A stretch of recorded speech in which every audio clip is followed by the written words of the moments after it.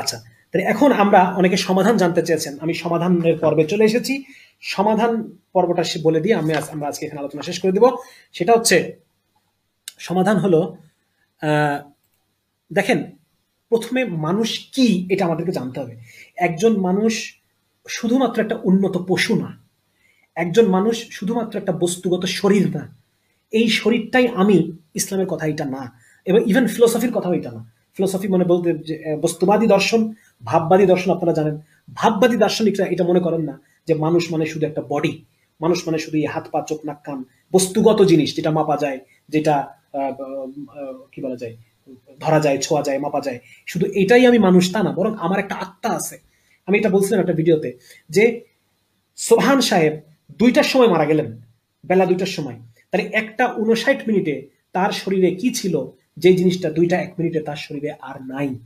সোবহান সাহেবের হাত পা চোখ নাক কান মুখ ব্রেনের কোষ, হার্টের কোষ, হরমোন, রক্ত সবই ঠিক আছে, শুধু ঠিক তার ১টা ৫৯ মিনিটে তার শরীরে এমন কিছু একটা ছিল যে জিনিসটা ২টা ১ মিনিটে তার শরীরে আর নাই। তাহলে সেই জিনিসটা কি? এখান থেকে বোঝা যায় যে সোবহান সাহেব হচ্ছে ওই জিনিসটা, যেটা হচ্ছে, যেটাকে আমরা আত্মা বলে চিনি, যেটাকে আমরা রুহ বলে চিনি, যেটাকে ভাববাদী দার্শনিক তারা বলতে চাচ্ছেন চৈতন্য, চেতনা বা ভাব। কিন্তু বস্তুবাদী দার্শনিকরা এটার অস্তিত্ব স্বীকার করতেছে না। তো যার কারণে বস্তুবাদী আজকে বস্তুবাদের জয় জয়কার, তারা আমাদেরকে একটা সংজ্ঞা দিছে মানুষের, সেই সংজ্ঞার উপরে তারা চিকিৎসা করতেছে। মানসিক রোগ বলতে তারা বুঝতেছে যে কিছু হরমোনের ক্রিয়া বিক্রিয়া, অতএব হরমোনটাকে কমায় দাও, কেমিক্যালসটাকে কমায় দাও, ওই কেমিক্যালসটাকে ওষুধ দিয়ে বাড়ায় দাও, তাহলে পরে তার মানসিক রোগ ভালো হয়ে যাবে। না, বরং মন তো মানুষের এই আত্মা। হ্যাঁ, মানুষের শরীরকে আপনি সব দিবেন, কিন্তু আত্মা ছটফট করবে। আত্মা হচ্ছে একটা কি বলা যায়, নন সাবস্টেন্স, একটা অন্য একটা বিষয়। হ্যাঁ, যেটা অতি প্রাকৃতিক জিনিস। সে চায় অতি প্রাকৃতিক জিনিস, সে চায় আল্লাহর সাথে সম্পর্ক, সে চায় মানে রুহানি খোরাক যেটাকে আমরা বলি, সেটা সে চায়। তো যার কারণে এই যে চিকিৎসা, যদি আপনি বলেন যে এই সমকামিতা, এইটা হচ্ছে একটা বস্তুবাদী অস্থিরতা। আপনি যদি নিজের জীবনকে শুধুমাত্র এটাই মনে করেন যে আমি একটা একটা উন্নত পশু, তাহলে পরে এটার আর কোনো চিকিৎসা নাই। কিন্তু যদি আপনি মনে করেন না, আমি একজন মুসলিম, আমি একজন মুসলমান, অতএব এটা আমার, আমি বিশ্বাস করি যে আমার একটা রূহ আছে, এবং ওই রূহ এবং দেহ দুইটার সম্মিলনে আমি, আমার জিনে, আমরা কিন্তু আলোচনা করে ফেলছি, আমি কথার কথা ধরে নিচ্ছি যে জিন দায়ী আছে, হরমোন দায়ী আছে, আপনার জিন জিন দায়ী আছে, আপনার হরমোন দায়ী আছে, কিন্তু এটা তো আপনার দেহ, আপনার আত্মা তো আছে, আপনার আত্মাকে আপনি অস্বীকার করতে পারেন না। হ্যাঁ, তো যার কারণে আমরা যদি এটা চিকিৎসা জানতে চাই, আমাদেরকে পুরো জিনিসটা সামগ্রিক ভাবে নিতে হবে, টোটাল নিতে হবে। টোটাল নিয়ে মানুষের যখন টোটাল সংজ্ঞাটা দিতে পারবো, তখন আমরা সঠিক পদ্ধতিটা আমরা বলতে পারবো। তাহলে এক নাম্বার হচ্ছে যে এটা একটা হারাম কাজ, এটা একটা গর্হিত অপরাধ, এটা একটা কবিরা গুনাহ। আপনাকে প্রথমে এটা স্বীকার করতে হবে যে এটা এটা আপনার, দেখেন, যদি কেউ কবিরা গুনাহ করে সেজন্য সে অনুতপ্ত হয়, তারপরও সে মুসলিম থাকে। কিন্তু যদি কেউ এটা মনে করে না, এই গুনাহ করা আমার রাইট, এই গুনাহ করা আমার অধিকার, হ্যাঁ, তাহলে পরে সে ইসলাম থেকে খারিজ হয়ে যাবে, সে আর মুসলমান থাকতে পারবে না। তো যার কারণে এটা গুনাহ। অনেক মানুষ জিনা করে, অনেক মুসলিম আছে জিনা করে, অনুতপ্ত হয়। অনেক মুসলিম আছে হস্তমৈথুন করে, অনুতপ্ত হয়। সেরকম ভাবে এটা যারা সমকামী, যারা, যদি কেউ শুনেন আমার এই আলোচনাটা, দেখেন আপনি একজন মুসলিম, প্রথম কথা হচ্ছে এইটা, আপনি একজন মুসলমান। তাহলে পরে এটা এটা হতে পারে আপনি গুনাহগার মুসলমান, আপনি গুনাহগার। আল্লাহ তাআলা বলতেছেন যে লা তাকনাতু মির রাহমাতিল্লাহ ইন্নাল্লাহা ইয়াগফিরু যুনুবা জামিআ। আল্লাহ তাআলা সমস্ত গুনাহ ক্ষমা করতে পারেন। সুতরাং আল্লাহকে চিনতে হবে। আপনার প্রথম কাজ হচ্ছে আপনার যে আপনি সমকামী হন, হতে পারে আপনি সমকামিতায় লিপ্ত, হতে পারে আপনি মেয়েদেরকে বাদ দিয়ে পুরুষের প্রতি আগ্রহ ফিল করতেছেন, বা কোনো এক বোন হতে পারে যে বোনটা মানে পুরুষের প্রতি আগ্রহ পায় না, আরেক মেয়ের প্রতি আগ্রহ পায়, হতে পারেন আপনি। কিন্তু আপনি আল্লাহর বান্দা, আল্লাহর গোলাম। আল্লাহ তাআলা একটা কাজকে হারাম বলেছেন, আপনি সেই হারাম অনুভূতি আপনার মধ্যে আসতেছে, সেই হারাম কাজের মধ্যে আপনি লিপ্ত, এটার জন্য আপনি অনুতপ্ত হন, এটার জন্য আপনি কষ্ট পান, এটার জন্য আপনি আল্লাহর কাছে বারবার ছাড়ার চেষ্টা করেন, আল্লাহর কাছে দোয়া করেন, কান্নাকাটি করেন। হ্যাঁ, মানে এটাকে, প্রথম কথা হচ্ছে এটাকে আপনার নিয়ন্ত্রণ করতে হবে। হ্যাঁ, এটা ঠিক যেভাবে এটা একটা অপরাধ, এটা একটা পাপ, এটার জন্য আপনাকে নিয়ন্ত্রণ করতে হবে। এটা হচ্ছে আপনার ১ নাম্বার পয়েন্ট। এই পয়েন্টটা আপনার আসতে হবে, এবং এই জন্য আপনার আল্লাহকে চিনতে হবে যে আল্লাহ তাআলা কত বড় রহমান, কত বড় রহিম। হ্যাঁ, এবং আসছে যে আল্লাহর রহমত থেকে নিরাশ হওয়া কুফর। আকীদার কিতাবের মধ্যে আছে যে আল্লাহর রহমত থেকে নিরাশ হওয়া যাবে না। শয়তান বারবার চেষ্টা করবে যে না, তোরে আল্লাহ কোনোদিন মাফ করবে না, তুই ইসলাম ত্যাগ কর। হ্যাঁ, মানে মানুষ নিজের প্রবৃত্তির কারণে ইসলামকে ছেড়ে দিচ্ছে না, বরং আপনি আপনার এই গুনাহের কারণে অনুতপ্ত হন, তাওবা করেন। আল্লাহ তাআলা যদি চান, আল্লাহ তাআলা সমস্ত গুনাহ আল্লাহ চাইলে মাফ করতে পারেন। আল্লাহ রাব্বুল আলামিন যদি চান, সমস্ত যদি বান্দা খালেস তওবা করে, আল্লাহ তাআলা ফেরেশতাদের স্মৃতি থেকেও গুনাহকে মুছে দেন। আল্লাহ তাআলা কাল হাশরের মাঠে গুনাহগার বান্দাকে ডাকবেন পর্দার মধ্যে, বান্দাকে বলবে, বান্দা দেখো তো এই গুনাহগুলো কি তোমার মনে পড়ে? তুমি এটা গোপনে করছো, আমি এটা লুকায় রাখছি। তো তখন বান্দা বলবে, হ্যাঁ আল্লাহ আমার মনে পড়ে। আল্লাহ তাআলা তখন তাকে ওই পর্দার মধ্যেই তাকে মাফ করে দিবেন। এরকম ঘটনা আসছে, মানে এরকমও হবে হাশরের মাঠে। হাশরের মাঠে এরকমও হবে, আল্লাহ তাআলা একটা উসিলায় তার জীবনের সমস্ত গুনাহ মাফ করে দিবেন। এরকমও ঘটনা ঘটবে। তো যার কারণে আল্লাহর রহমত থেকে কখনো নিরাশ হওয়া যাবে না। আল্লাহ তাআলাকে চেনার জন্য আপনি ইসলাম সম্পর্কে স্টাডি করেন, আপনি আলেমদের মজলিসে যান, ওলামায়ে কেরামের মজলিসে যান, হ্যাঁ আপনি বিভিন্ন দিনী আলোচনা শুনেন, আপনি নিজের মধ্যে নিজে অনুতপ্ত হন, কষ্ট পান, কান্নাকাটি করেন, আল্লাহকে বলেন আল্লাহ, আল্লাহ যেন আপনাকে এই গুনাহটা মন থেকে সরায় দেয়, আল্লাহ যেন এই গুনাহ থেকে আপনাকে উদ্ধার করে। ঠিক যেরকম অন্যান্য জিনার গুনাহ, হস্তমৈথুনের গুনাহ, পর্ন এডিকশনের গুনাহ যেরকম, এরকম ভাবে আপনিও আল্লাহর কাছে বারবার আসবেন এবং আল্লাহ কাছে আপনি এটা মুক্তির জন্য আপনি এটা। আচ্ছা, 2 নম্বর হচ্ছে যে যেহেতু এটা একটা লাইফস্টাইল, এটা কোনো মানসিক, এটা না কোনো জেনেটিক বেসিস 1% নাই, এটার হরমোনাল বেসিসও 1% নাই, যেহেতু জিনের বেসিস নাই। যদি থেকেও থাকে তবুও ঠিক যেভাবে একজন জেনেটিক্যালি মোটা ব্যক্তি নিজেকে নিয়ন্ত্রণের চেষ্টা করে, ঠিক যেভাবে একজন জেনেটিক্যালি উচ্চ রক্তচাপ হাইপারটেনশন যার, সে নিজেকে নিয়ন্ত্রণের চেষ্টা করে, ঠিক যেভাবে একজন জেনেটিক্যালি রেপিস্ট যার জিন রেপিস্টের দিকে যায় তাকে যেরকম নিজেকে নিয়ন্ত্রণ করতে হবে, একজন সিরিয়াল কিলারকে যে নিয়ন্ত্রণ করতে হবে, ঠিক একই রকম ভাবে যদি আপনার জেনেটিক বেসিস থেকেও থাকে তারপর আপনাকে নিয়ন্ত্রণ করতে হবে। এটা নিজের মধ্যে নিয়ে আসতে হবে যে আমাকে এটা কন্ট্রোল করতে হবে। ঠিক আছে না? এর কোনো মানে এটা দ্বিতীয় কোনো অপশন নাই। তারপর হচ্ছে যেহেতু এটা একটা গুনাহ, অতএব গুনাহ ছাড়াও সম্ভব। যেহেতু এটা আপনার জেনেটিক বেসিস, এটার মানে নাই বললেই চলে, এবং এটার এনভায়রনমেন্টাল বেসিস, মানে এটা হচ্ছে আপনার পারিপার্শ্বিকতার কারণে একজন মানুষ এভাবে চিন্তা করতে শেখে, একজন মানুষ ভিন্ন মানে সমলিঙ্গের প্রতি আকর্ষণ বোধ করতে পারে পারিপার্শ্বিক অবস্থার কারণে। অতএব এটাকে ছাড়াও সম্ভব, যেহেতু পরিবেশের কারণে হয়েছে, অতএব পরিবেশের দ্বারা এটাকে ছাড়া সম্ভব, অসম্ভবের কিছু নাই। এরকম বহু ভাইয়ের সাথে আমার পরিচয় আছে ব্যক্তিগতভাবে, যারা এই জীবন থেকে তারা উদ্ধার, তারা তারা পেয়ে তারা স্বাভাবিক জীবনযাপন করতেছে, এরকম অনেক ভাই আছে। দেখেন, এরকম হতে পারে যে কথা কথা আপনি পুরুষের প্রতি আপনার আকর্ষণ, নারীর প্রতি আপনার আকর্ষণ নাই। হ্যাঁ, কথার কথা এটা দেখেন, এটা সেক্সুয়ালিটিতে আমরা এটা দেখি যে একজন স্বামী স্ত্রীর সাথে সহবাস করার পরপর, স্ত্রীর সাথে সহবাস করার ঠিক পরপর, তখন তার মধ্যে আর কামনা কাজ করে না। সে তখন আর স্ত্রীর প্রতি মানে আগের মতো আকর্ষণ, একটু আগেই যে প্রচন্ড আকর্ষণ ফিল, এখন আর সে আকর্ষণটা ফিল করে না। তার মানে কি এই যে মানে স্ত্রী অপ্রাসঙ্গিক হয়ে গেছে, ব্যাপারটা কি তাই? ব্যাপারটা তো তা না। বরং ব্যাপারটা হচ্ছে যে এইটা যে যদিও যেহেতু আমরা এই দুনিয়াতে আসছি, এটাকে আপনি একটা পরীক্ষা হিসেবে নেন। অনেক মানুষকে, যেমন কেউ কেউ, কারোর জন্য নারী একটা পরীক্ষা, কারোর জন্য পর্নোগ্রাফি একটা পরীক্ষা, কারোর জন্য সেরকম এই সমলিঙ্গের প্রতি আকর্ষণ এটা আপনার জন্য একটা পরীক্ষা। ভাই, আমরা সবাই পরীক্ষা দিচ্ছি, আমরা সবাই কোনো না কোনো পরীক্ষা দিচ্ছি। পরীক্ষার মধ্যে আপনি একা নাই, হয়তো আপনার পরীক্ষাটা একটু ভিন্ন। সুতরাং আপনি আশা হারাবেন না, আল্লাহর রহমত থেকে আশা হারাবেন না, তওবা করবেন, বারবার তওবা করবেন। হ্যাঁ, গুনাহ আবারও দেখা যাচ্ছে কোনোদিন গুনাহ হয়ে গেল বা দেখা কিছু একটা হয়ে গেল, আবার আপনি তওবা করেন, খালেস তওবা, অন্তর থেকে তওবা। আল্লাহর সাথে প্রতারণা করা যায় না, কিন্তু এটা আমরা উলামায়ে কেরামের কাছ থেকে এটা পাই যে বান্দা গুনাহ ছাড়ার চেষ্টা করতেছে, সে তওবার উপরে আছে, একদম অন্তরের ভিতর থেকে তওবা করতেছে বারবার, তো আল্লাহ তাআলা একসময় তাকে এই গুনাহ ছাড়াই দিবেন ইনশাআল্লাহ। আল্লাহ তাকে এই গুনাহ তাকে ছাড়াই দিবেন। অতএব আপনি কখনোই আশা হারাবেন না। 3 নম্বর পয়েন্ট হচ্ছে করণীয়, যেটা সেটা আমি উল্লেখ করতেছি একে একে, যে আলেমদের পরামর্শে চলতে হবে। আলেমদের পরামর্শে চলতে হবে। নিজের নফস, ইসলামী জ্ঞান তত্ত্বটা মানে সব ইসলামী দর্শনটা একটু ভিন্ন। ইসলামী দর্শন হচ্ছে 1 নম্বর হচ্ছে মানুষের একটা ফিজিক্যাল বডি আছে, বস্তুবাদী বডি। 2 নম্বর হচ্ছে মানুষের একটা ভাববাদী আত্মা আছে, এবং 3 নম্বর কথা হচ্ছে মানুষের আরেকটা জিনিস আছে যেটাকে নফস বলে। এই নফস হচ্ছে মানুষের আত্মা এবং দেহের মধ্যে কানেকশন, আত্মা এবং দেহের মধ্যে কানেকশন। এই নফসকে নিয়ন্ত্রণ করতে হয়। এই নফসকে যখন আপনি নিয়ন্ত্রণ করবেন, তখন আপনার যদি অন্য কোনো দিকে আগ্রহ থাকে, অন্য একটা বিষয় ওয়াসওয়াসা শয়তান আপনার অন্তরে দিচ্ছে, কিন্তু এই নফসকে নিয়ন্ত্রণ করার দ্বারা বডি নিয়ন্ত্রণে থাকবে। বোঝা গেছে কিনা ব্যাপারটা? যে আমাদের মনের মধ্যে অনেক ধরনের খারাপ কথা চিন্তা আসে, এই চিন্তাকে রাসূল সাল্লাল্লাহু আলাইহি ওয়াসাল্লামের হাদিস যে বান্দা যতক্ষণ পর্যন্ত তার মনের মধ্যে শয়তান যে কথাগুলো দেয়, এই কথাগুলোকে সে মুখে উচ্চারণ না করে এবং এই কথাগুলো সে কর্মে সম্পাদন না করে, ততক্ষণ পর্যন্ত তার অন্তরে যেগুলো আসে এইগুলা গুনাহের খাতায় লেখা হয় না।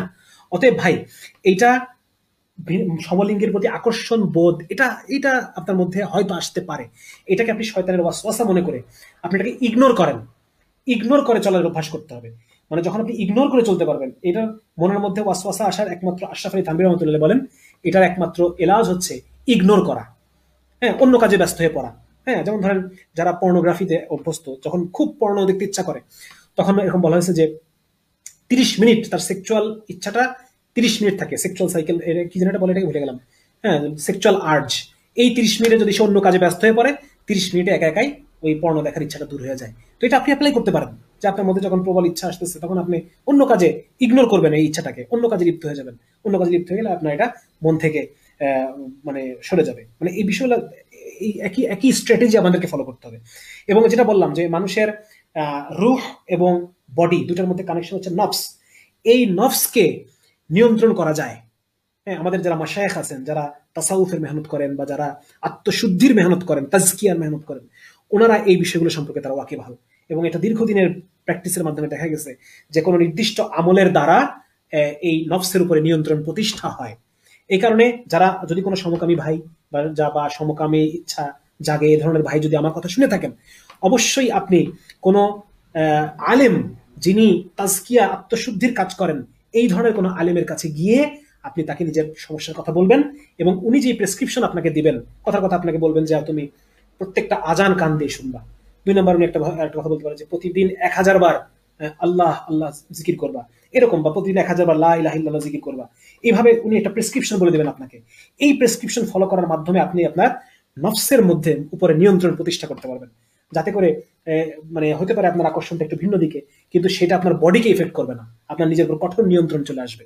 ঠিক আছে? তো এই জন্য 2-1 আলেমের নাম যদি আমি বলতে চাই, 1 নম্বর হচ্ছে 60 ফিট রাস্তা দিয়ে গিয়ে খেজুরতলা মসজিদ আছে একটা, 60 ফিট রাস্তা দিয়ে আগে পীরের বাগে, বড়বাগ এলাকায়, বড়বাগ খেজুরতলা, বড়বাগ খেজুরতলা, ওইখানে শায়েখ উমায়ের কোব্বাদি হুজুর, হ্যাঁ, উনি উনি আছেন। উনি, আমি ব্যক্তিগতভাবে ওনাকে মানে বেশি, যেহেতু উনি নিজেও যুবকদের এই সমস্যাগুলো উনি খুব ভালো বোঝেন।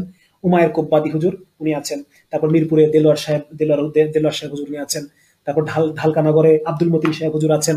তারপর পুরান ঢাকায় আজিমপুরে ওখানে প্রফেসর হামিদুর রহমান সাহেব আছেন। লিখে রাখতে পারেন নামগুলো। হ্যাঁ, জীববিজ্ঞান আমরা যা পড়ি এগুলো বস্তুবাদী বিজ্ঞান, এখনকার বিজ্ঞান পুরোটাই, টোটালটাই বস্তুবাদী বিজ্ঞান। আচ্ছা, তারপরে হলো আরেকজন কি, যাত্রাবাড়িতে শেখ মাহমুদুল হাসান সাহেব আছেন। এনারা আত্মশুদ্ধির কাজ করেন। তো যার কারণে আপনারা যারা সমকামী ভাইরা যদি থাকেন কেউ, আপনারা ওলামা, এই কয়জন যাদের নাম বললাম, এনাদের কাছে গিয়ে যদি মুখে বলতে না পারেন, চিঠিতে লিখে নিয়ে যাবেন। চিঠি লিখে, মুখে যা বলা যায় না, লিখে তা প্রকাশ করা যায়। অতএব চিঠিতে লিখে হলেও হুজুরের কাছে যাই বলবেন, হুজুর আমার এই সমস্যা, আপনি একটু চিঠিটা পড়েন এবং আমার এই সমস্যা থেকে বাঁচার জন্য কি কি করতে হবে আপনি আমাকে বলেন। এইভাবে করে আল্লাহর পরিচয় আপনার অন্তরের মধ্যে আসবে এবং একই সাথে নিজের নফসের উপরে নিয়ন্ত্রণ প্রতিষ্ঠা হবে। এবং এটা গেল।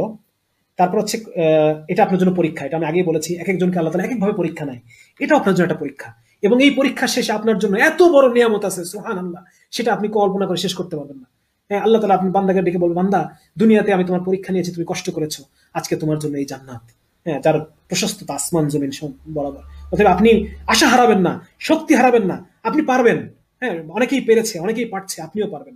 যারা পশ্চিমে খ্রিস্টান, তারাই কত মানুষ ফিরে আসতে পারছে, কত মানুষ। আপনি ইন্টারনেটে যান, ওয়েবসাইটে ডক্টর জোসেফ নিকলসি, ওনার ব্লগে যান, ওয়েবসাইটে যান, কত মানুষ তাদের নিজেদের কাহিনী বলতেছে যে আমি ফিরে এসেছি।